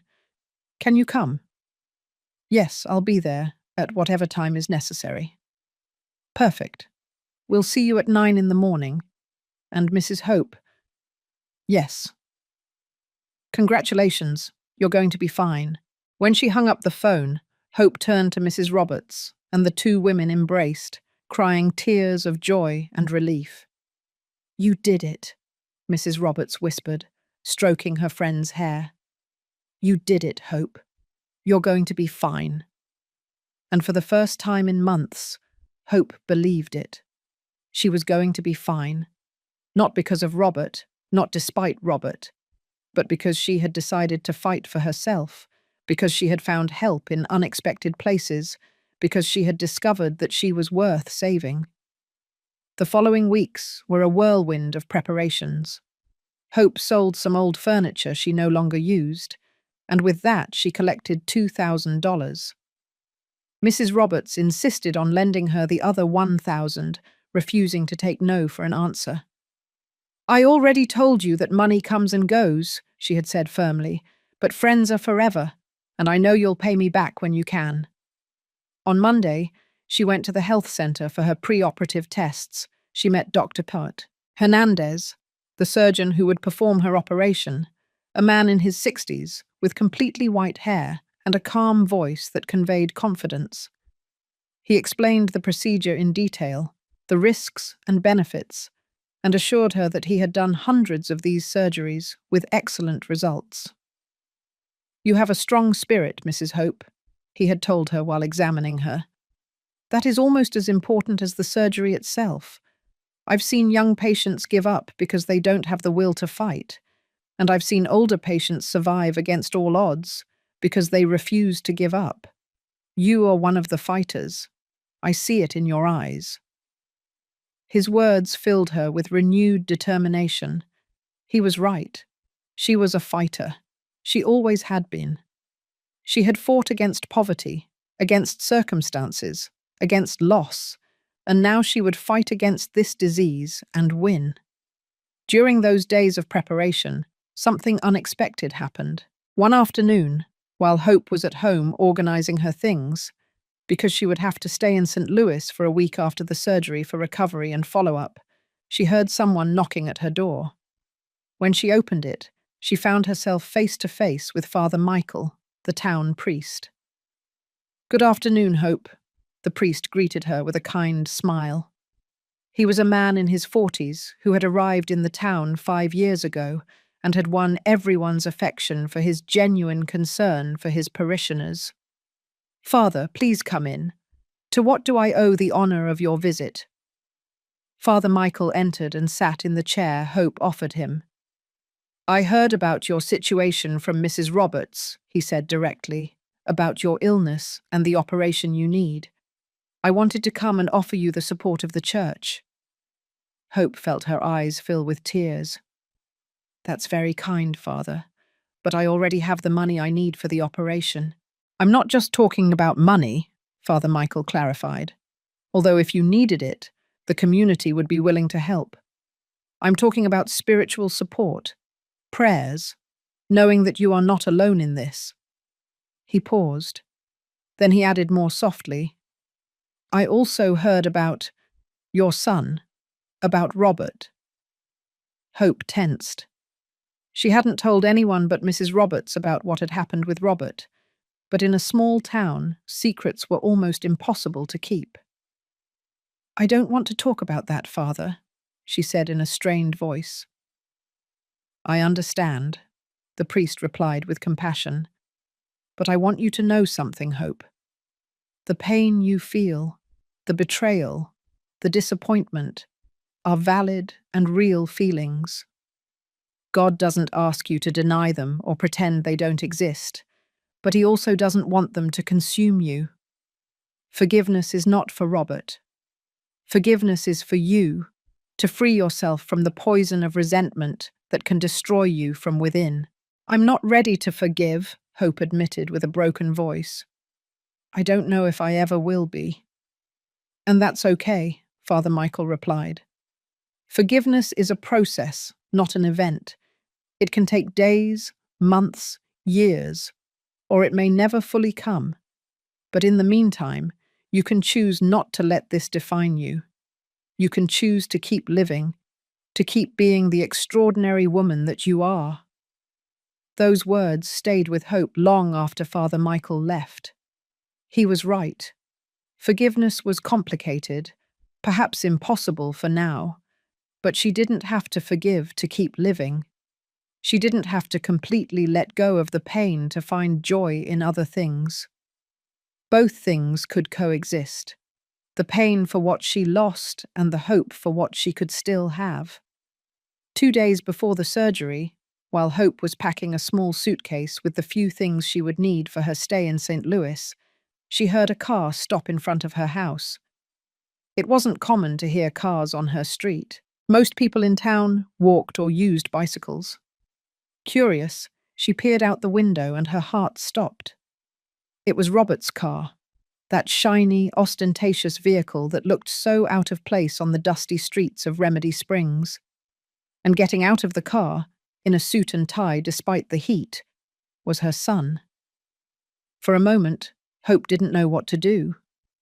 Part of her wanted to run to the door, throw it wide open, hug him, and forget everything that had happened.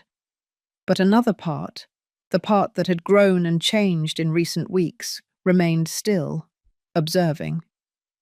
Robert walked to her door with uncertain steps, so different from the arrogant confidence he usually showed. He knocked softly, almost timidly. Hope waited a moment, breathing deeply, bracing herself, and then opened the door. Mother and son looked at each other for a long moment in silence. Hope saw that Robert had dark circles under his eyes, as if he hadn't slept well in days. His suit, although expensive, was slightly wrinkled, and his hair wasn't as perfectly combed as always. He looked human, vulnerable, like the child he once was, before success and ambition transformed him. "Mum?" he finally said, his voice barely more than a whisper. Hope didn't answer. She simply looked at him, waiting. Can I come in?" Hope took a step back, allowing him to enter. Robert crossed the threshold and looked around the humble house where he had grown up, the house he probably hadn't truly visited, not just physically, but with his heart and mind, in years. He saw the cracked walls, the old furniture, the dignified poverty in every corner, and for the first time, he seemed to truly see it. They stood in the small living room, the silence heavy between them. Finally, Robert spoke. "I got your flowers, and your letter." Hope nodded, but said nothing.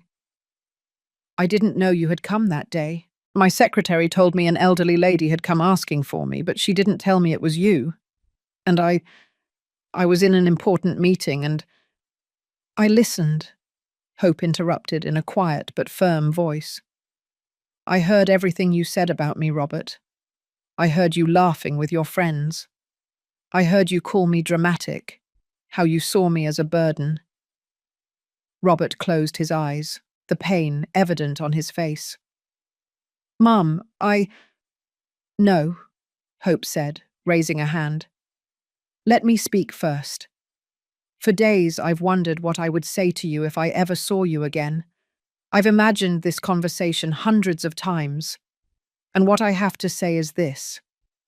I forgive you for being human, for being imperfect, for failing. But I cannot forgive you for denying everything I gave up for you. I cannot forgive you for being ashamed of me, of your roots, of the life that gave you birth. Robert now had tears running down his cheeks, tears Hope hadn't seen in him since he was a little boy. I'm not ashamed of you, Mum. I'm ashamed of myself. When I read your letter, when I saw those flowers withering on my desk, something broke inside me. I remembered who I used to be. I remembered all your sacrifices, and I realized that I had become exactly the kind of person I used to despise. He sat heavily in the old rocking chair Tom had made and covered his face with his hands. I was so obsessed with success, with proving to the world that I had made it, that I forgot where I came from. I forgot that the only thing that really matters is family, is love, is loyalty. I became a stranger to myself. Hope listened to him, feeling a complex mixture of emotions. She had waited for this moment. She had dreamed of hearing these words. But now that they were here, she discovered that she didn't feel the joy she had imagined. She felt something more complicated, a mixture of relief, sadness, and a kind of detachment, as if she were watching the scene from the outside. What do you want, Robert? She finally asked. Forgiveness. Absolution. For me to act like nothing happened. Robert looked up, his eyes red and swollen. I don't expect anything. I know I don't deserve your forgiveness. I needed you to know that I'm sorry, that I regret every cruel word, every moment of indifference, and I needed to tell you that I came to help with your operation. Mrs. Roberts called me. She told me everything. I want to pay the $3,000 you need, and I want to make sure you have the best care possible. For a moment, Hope was tempted. $3,000 was a lot of money for her, and the idea of not having to worry about it was attractive. But then she remembered something Ms. Flores had told her. Forgiveness is for you, not for him. And she realized that if she accepted Robert's money now, if she let him fix things with money, she would be allowing him to escape the true consequences of his actions. She would be allowing him to buy his way back in without truly doing the necessary internal work to change. No, she finally said. Robert looked at her in surprise. No, I don't need your money, Robert. I already have the money I need. What I need from you, if you are going to be in my life again, cannot be bought with money. I need respect. I need you to truly value who I am and where I come from. I need you to show up, not just when it's convenient or when you feel guilty, but consistently. I need a son, not an ATM. Robert nodded slowly, processing her words. You're right, and I understand if you don't want me in your life. I understand if the damage I did is irreparable. But if you give me another chance, I promise to be better, not just by promising with words, but by showing it with actions. Hope looked at him for a long moment, studying his face, looking for sincerity, and she found it, mixed with shame, regret, and pain. But it was there. Her son had returned, not the son she had dreamed of, but a real son, imperfect, but genuinely remorseful. I can't promise you that things will go back to how they were, Hope said slowly, because before wasn't as wonderful as I thought. Before, I put you on a pedestal and put myself beneath you, and that wasn't healthy for either of us. If we are going to rebuild our relationship, it has to be on different terms. It has to be between two adults who respect each other mutually, not between a mother who sacrifices herself until she disappears and a son who takes everything without gratitude. I understand, Robert replied, and I accept those terms. Can I at least take you to St. Louis for your surgery? Can I be there during your recovery? Hope hesitated. It was tempting to say yes immediately, to fall back into the familiar pattern of accepting whatever Robert offered, but she stopped, taking a moment to truly think about what she wanted. You can take me, she finally said, and you can visit me during my recovery, but I'm also going to have Mrs. Roberts there, because she has been my family when you weren't. And I need you to understand and respect that. I need you to understand that I built a life without you, that I found support in other places, and that those people are now important to me. I understand, Robert said, and he seemed sincere. And I'd like to meet Mrs. Roberts properly, to thank her for being there when I wasn't. He stood up, looking at his mother with a mixture of hope and fear. Mum, I know I can't undo the past, but I can try to make the future different. Will you give me that chance? Hope thought about everything that had happened, everything she had learned. She thought about the woman she had been, willing to sacrifice everything, even her dignity, and the woman she had become. She thought about forgiveness and what it truly meant, and she realized that forgiving didn't mean forgetting or pretending that nothing had happened. It meant choosing to let go of the poison of resentment while maintaining the wisdom gained through pain. Yes, she finally said, I will give you that chance. But Robert, understand this. If you fail me this way again, if I become a disgrace to you again, there won't be another chance. I will not sacrifice myself again, trying to earn the love of someone who should give it to me freely. I have a life to live, and whether it's with you or without you, I will live it with dignity. Robert nodded, more tears running down his face. He took a hesitant step towards her, and Hope opened her arms. They hugged, but it was different from the hugs of the past. It was not the embrace of a desperate mother clinging to her son, nor the awkward embrace of a son fulfilling an obligation. It was the embrace of two people who had hurt, and been hurt, who were choosing to try and rebuild something that had been broken, knowing that it would never be exactly the same, but hoping that it could be something real. When they separated, Robert wiped his eyes with the back of his hand. My car is outside. Do you want us to go to St. Louis now so you can familiarize yourself with the hospital where the surgery will be? Hope shook her head. I've already been there. I already know the team. What I need now is mental and spiritual preparation. But you can come back the day after tomorrow morning to take me. The surgery is the day after that. Robert nodded. I'll be there. Early. And Robert, Hope added, her voice softer now. Thank you for coming. I know it must have been difficult, but it meant a lot that you did. A small smile appeared on Robert's face, the first genuine smile Hope had seen on him in years. I should have come a long time ago. But better late than never, right? That's what we hope, Hope replied. She walked with him to the door, watching him get into his shiny car that looked so out of place on her humble street. When he started the engine and waved goodbye, Hope returned the gesture, watching him drive away until the car disappeared in a cloud of dust at the end of the street.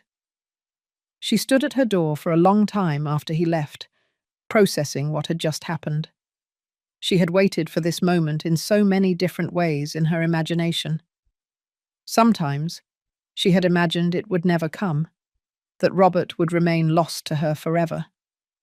Other times, she had imagined a perfect, melodramatic reunion where everything was instantly fixed. Reality, as always, was more complicated than any fantasy. She didn't know if the reconciliation with Robert would last. She didn't know if he would really change, or if this was just a temporary moment of guilt that would fade once his conscience was clear. But what she did know was that she had changed. She was no longer the desperate woman who had traveled to Chicago weeks ago, willing to accept any crumb of attention or affection from her son. She was someone different now, stronger, more aware of her own worth, more willing to set boundaries. The night before her surgery, Hope couldn't sleep. It wasn't because of fear of the operation, although there was certainly nervousness. It was more a feeling of being on the verge of something new, of a second chance at life that she had never expected to have. She got out of bed at 3 in the morning and went out to her small backyard, wrapped in a shawl against the night cold. The sky was incredibly clear, filled with more stars than she had seen in a long time. The moon was barely a thin crescent, allowing the stars to shine with all their intensity. Hope sat on the step of her back door, looking up, feeling small, but connected to something larger. She whispered to the sky, talking to her dead husband as she sometimes did in moments of loneliness or confusion. I wish you were here to see this, to see how our story continues even after so many endings. I don't know what's going to happen tomorrow. I don't know if Robert is really going to change. I don't know if the operation is going to go well. But for the first time in a long time, I have hope, and I think that's enough for now. The wind blew softly, moving the leaves of the avocado tree in her garden, and Hope chose to believe it was Tom answering, telling her that everything would be fine, that she had been strong and brave, and that she deserved this second chance. When the sun finally began to rise on the horizon, painting the sky in shades of pink and gold, Hope went back inside. She showered carefully, put on her cleanest navy blue dress, and put on the new earrings she had bought in St. Louis, those silver earrings with blue stones that represented her decision to value herself.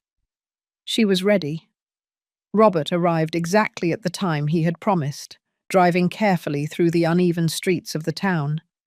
This time, Vanessa wasn't with him, and when Hope asked about her, Robert simply said, I told her everything that happened. She's ashamed, too. She wants to meet you properly someday, when the time is right. The trip to St. Louis was calm, but not uncomfortable. They talked about small things, the weather, the town, the changes in the city. They didn't delve into heavy topics. That would come later, with time. For now, it was enough to be together without hostility, without active resentment. Mrs. Roberts was waiting for them at the hospital, having taken the bus early in the morning. When Robert saw her, he immediately approached and extended his hand. You must be Mrs. Roberts. I'm Robert.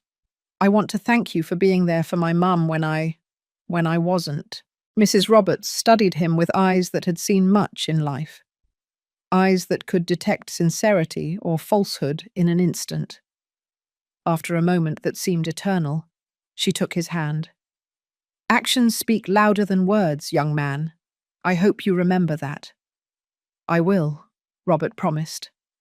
And in his eyes, Hope saw that he meant it. The operation lasted 3 hours. Robert and Mrs. Roberts waited together in the waiting room, an unlikely pair united by their love for the same woman.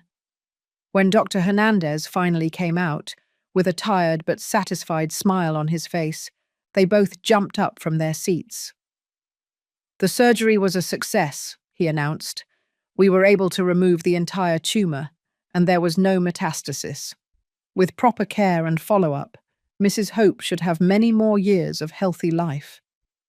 Robert sobbed openly without shame, and Mrs. Roberts hugged him, her own tears mixing with his. The recovery was slow but steady. Robert took a week off work. The first time in years he had done that, to stay in St. Louis and be near his mother. He visited the hospital twice a day, bringing her fresh flowers and the magazines she enjoyed. More importantly, he talked to her. He truly talked to her, asking her about her life, her memories, her dreams. He listened in ways he had never listened before. One afternoon, while Hope was sitting in her hospital bed looking out the window, Robert asked her something that took her by surprise. "Mum, can you tell me about Dad? About how you met? What was he like? I realized I almost never talk about him, and I need to know that part of my history." And so Hope told him.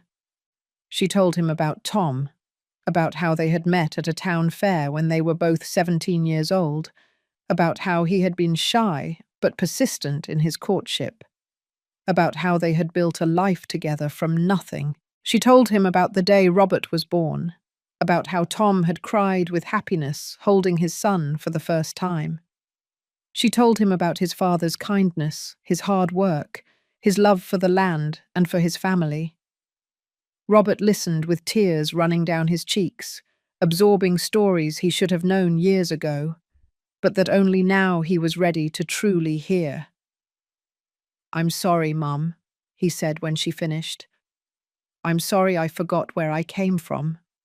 I'm sorry I didn't honor Dad's memory by living the life he would have wanted me to live." "You can still do it," Hope replied softly. "You still have time to be the man your father would have been proud to call his son." A week after the surgery, Hope was discharged from the hospital. Mrs. Roberts had returned to Remedy Springs after the first few days, satisfied that everything was fine, but promising to have the house ready and clean for when Hope returned. Robert insisted that his mother stay with him and Vanessa in Chicago for another 2 weeks while she recovered completely. And this time, Hope accepted. Robert's house was just as Hope had imagined. Large, modern, elegant, full of expensive furniture and impeccable decor, but it also felt cold, empty of the warmth that comes from a house full of love and memories. Vanessa greeted her with evident shame on her face, but also with genuine kindness. "Mrs. Hope, I am so sorry about how we treated you before. There's no excuse for that. Please consider this your home." During those 2 weeks, something changed. The cold, elegant house began to feel a little warmer. Hope cooked when she had the energy, filling the modern kitchen with the aromas of homemade food that Robert had forgotten he loved. They shared meals together. They truly talked, slowly building bridges over the chasm that had opened between them. One night, while they were having dinner, Robert made an announcement. "Mum, I've been thinking. Vanessa and I have decided that we want to spend more time in Kentucky. I'm going to open a satellite office in St. Louis, and we're going to visit you regularly. I'm not saying I'm going to move back. Chicago is where my career is, but I need to be more present in your life. I need my future children to know their grandmother, to know their roots." Hope felt tears forming in her eyes, but they were tears of joy. "I would like that," she said simply. And she meant it, but she also knew, with a newfound wisdom, that her happiness didn't depend on it. If Robert kept his promise, it would be wonderful. If not, she would be fine anyway. Because she had learned that her worth didn't depend on being needed or loved by others, but on the strength and dignity she carried within herself. When she finally returned to Remedy Springs, she was greeted like a hero. The whole town seemed to know about her operation, her recovery, the reconciliation with her son. Donnie had put a sign on his store. "Welcome back, Mrs. Hope." The church organized a special Thanksgiving Mass for her recovery. But the most important thing was the moment she crossed the threshold of her humble house and felt completely at peace. This house, with its cracked walls and old furniture, was her home. Not out of resignation or lack of options, but by choice. It was where she belonged. The months that followed brought subtle but significant changes. Robert kept his promise, visiting once a month and calling every week. The visits weren't perfect. There were still awkward moments, old wounds that occasionally reopened, but they were real and honest. Vanessa accompanied him now, and the two women began to develop their own relationship, one based on mutual respect rather than family obligation. Hope also began to live her own life in ways she had never considered before. She joined a group of older women at the church who met to knit and share stories. She started taking reading classes at the traveling library, discovering worlds in books that she had never had time to explore when she was busy surviving. She cultivated her garden more carefully, filling it with colourful flowers that brought her joy every morning. And every night, before going to sleep, she looked in the mirror with her silver and blue stone earrings and smiled at the woman she saw reflected. A woman who had been broken but not destroyed, betrayed but not defeated, wounded but still capable of healing. A woman who had learned the most difficult lesson of all, that self-love was not selfishness, but survival, that setting boundaries was not cruelty, but necessity, that forgiving did not mean forgetting. A year after the operation, on a golden autumn afternoon, Hope was sitting in her rocking chair on the patio, knitting a small sweater, because Robert and his family had announced that they were expecting a baby and she would be a grandmother. The news had filled her with a complex joy mixed with hope and a little fear. Hope that this new being would bring more love into the world. Fear that history could repeat itself, that one day this child might also forget his roots. But then she reminded herself that she couldn't control the future. She could only live the present, do the best she could, love with wisdom rather than desperation. The sun began to set, painting the sky with the colours that had always seemed the most beautiful to her. Deep oranges, soft pinks, purples that gradually darkened towards the blue of night. And as the daylight slowly faded, Hope Stevens, a struggling survivor, a woman who had rediscovered herself at 73 years old, closed her eyes and smiled, because she had learned something essential. That the end of one chapter does not mean the end of the story, that a broken heart can heal in unexpected ways, that betrayal can teach valuable lessons, and that it is never too late to reclaim your dignity, to demand respect, to choose to live on your own terms. And as she closed her eyes, she felt that she was finally coming home again, not to the plaster and tile house where she lived, but to herself. After a lifetime of living for others, she had finally found her way back to her own soul, and in that return, she had found something more precious than all the love of her children or the approval of the world. She had found peace. If this story moved you, I invite you to subscribe to the channel, activate the bell, and leave a like so more people can hear stories like this. You can also support with a super thanks, which helps us continue sharing stories full of truth and emotion. And if you made it this far, write the word dignity in the comments to let us know that you were a part of this story from the first pain to the last forgiveness.